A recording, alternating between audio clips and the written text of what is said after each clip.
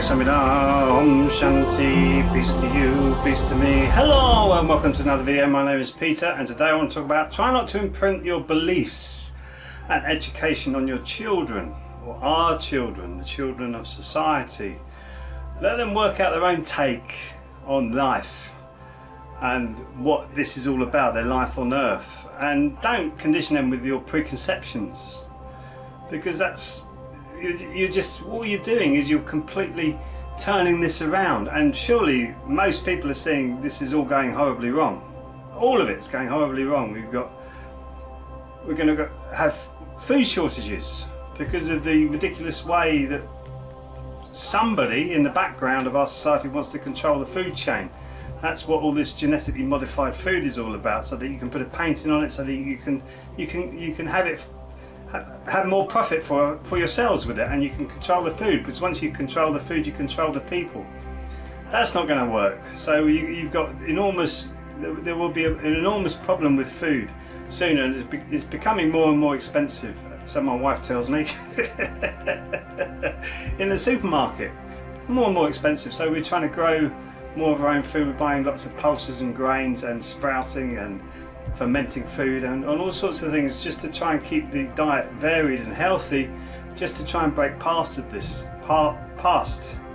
what's happening now. But I was conditioned, I was trained to go, no, you want food, you go to a shop, go to a shop, or then the fast food restaurants came, like the McDonald's, and it becomes cheaper to eat out of McDonald's than it does to actually buy all the ingredients you need to make a healthy meal. It becomes cheaper, McDonald's food, and yet there's children with Crohn's disease eating regularly at McDonald's. Crohn's disease in a child, for goodness sake, the rotting of a gut.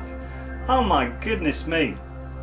Again, that's the conditioning that we've all been through, and it's got to stop. This cycle needs to stop, because if it doesn't stop, it's going to go so horribly wrong.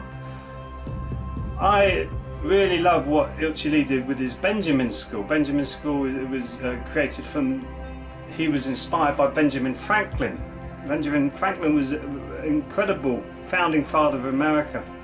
He actually came over to England to see how bad it was before his final decision to try and push for independence of America from the British rule.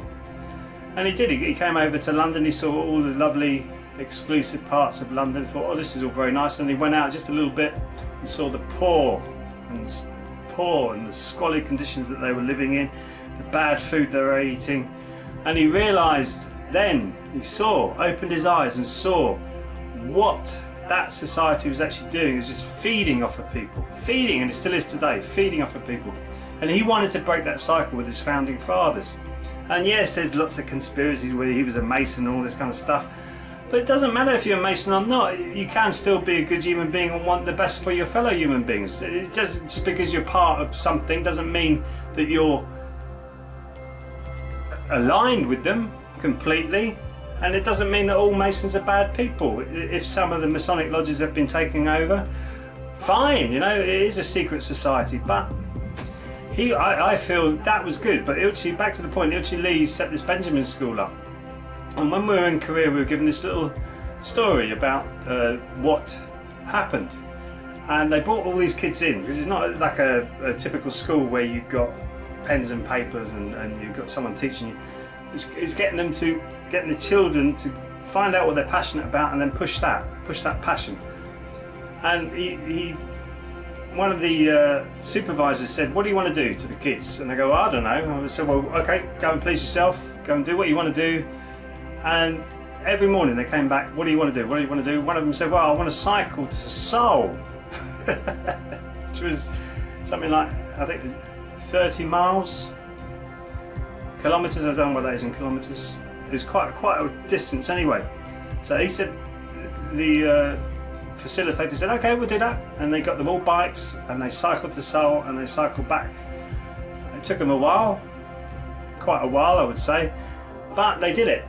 And then the next day, after they'd had their rest, so do you want to cycle to Seoul again? No. One of them said, well, I actually really fancy learning how to cook. Ah, brilliant. So they get a top chef in from one of the local restaurants, and they start to teach this child how to cook. He became a head chef when he grew up, became a head chef because his passions were inflamed and he was learning a practical skill. Another one wanted to become a mechanic, so they got a mechanic in, they started to teach him how to fix cars properly, and he became a head mechanic in a garage. And many other stories like that coming through from the Benjamin School. So they're teaching children the passion of what they want to do and how they can actually move forward with their lives. My experience of school was conditioning, 100% conditioning. I was told to believe, there's a lie in that, believe in the mainstream media. If you break down the word believe, you've got lie in the middle of it. Believe in the newspapers, that is your Bible. And as soon as I started to see differences in one paper to the other, I realised one was aligned to one political affiliation, another one was aligned to another political affiliation, and now they're both aligned to above politics, so it doesn't matter whether they're left or right wing, that's kind of irrelevant. It's to do with the agenda that's coming in, and that's what our conditioning is. And that's what we're telling our children to do, to try and conform with the conditioning of this society. I saw a wonderful video when I was researching into the banking system and the complete farcity of that, and how they create money out of thin air and then charge interest on it, which is why the world is in such enormous debt. There's more debt in the world than there is money. So how do you pay it back? It's a ludicrous position to be in.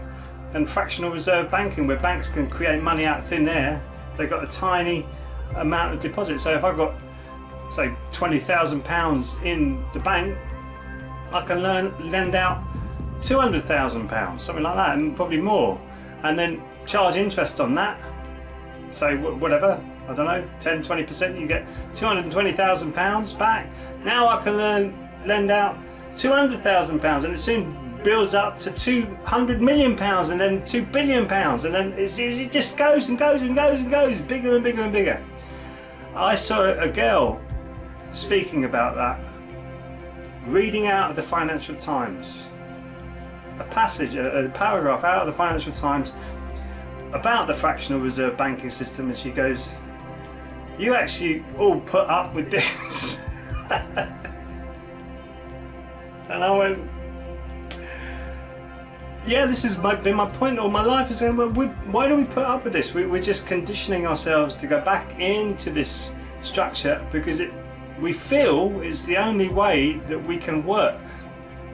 We can get society to work, is the people who are benefiting from our society big time.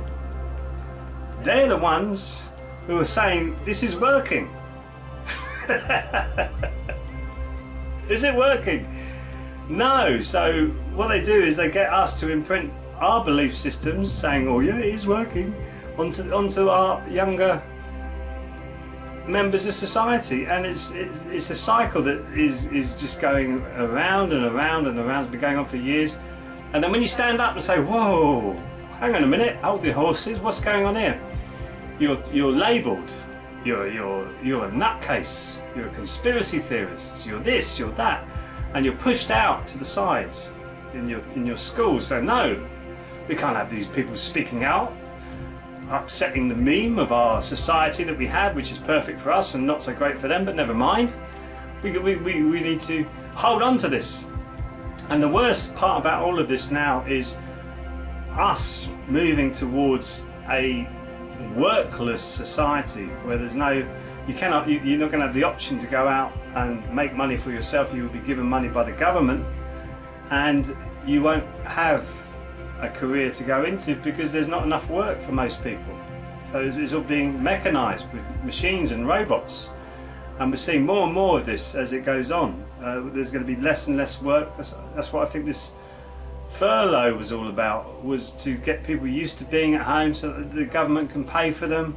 And then as soon as you speak up against the meme that we live in, your money's cut, because it will all be digital. It won't be cash, it'll all be digital. So we're going towards that, and our conditioning is pushing us towards that, But the great thing is more and more people are actually starting to wake up to themselves, to what's happening in the world and where this is moving. And we just need benevolent people who will get into positions of influence and change things. Some great people like Ilchi Lee's doing some amazing stuff, as I say, with the Benjamin School. He's got many different happenings and buildings in Korea, where Korea's culture has been completely destroyed from the conditioning of China and America, and he's trying to bring that back, even though there is a strong American influence and a Chinese influence on Korea. He's trying to bring back their traditions, and it took them a long time to get their language back, and they were almost wiped out by the Japanese before that. So their country's been like a concertina, being crushed and opened, crushed and opened, and he's tried to open that up. You've got Sadhguru, another great master in India, who's got the Isha Foundation, doing some enormously great work across the world. You can go and train for yoga for free with him. Incredible. With Ilchi Lee, you got the body and brain practice, which I went through. Got me so into myself. It was incredible experience. And you got the same thing with Sadhguru. He does many great things, helping people across the world. And everybody's coming to the same conclusion. We need to wake up and raise our consciousness to change the world. And you're not going to be doing that by conditioning and feeding your children preconceptions that you have been brought up with. We all need to get rid of those, get rid of the preconceptions, get rid of the conditioning, and see what this really is, this life really is. Because if we don't look at it and see what it really is, it's not going to last forever, because we're pushing it so much that it's going to break.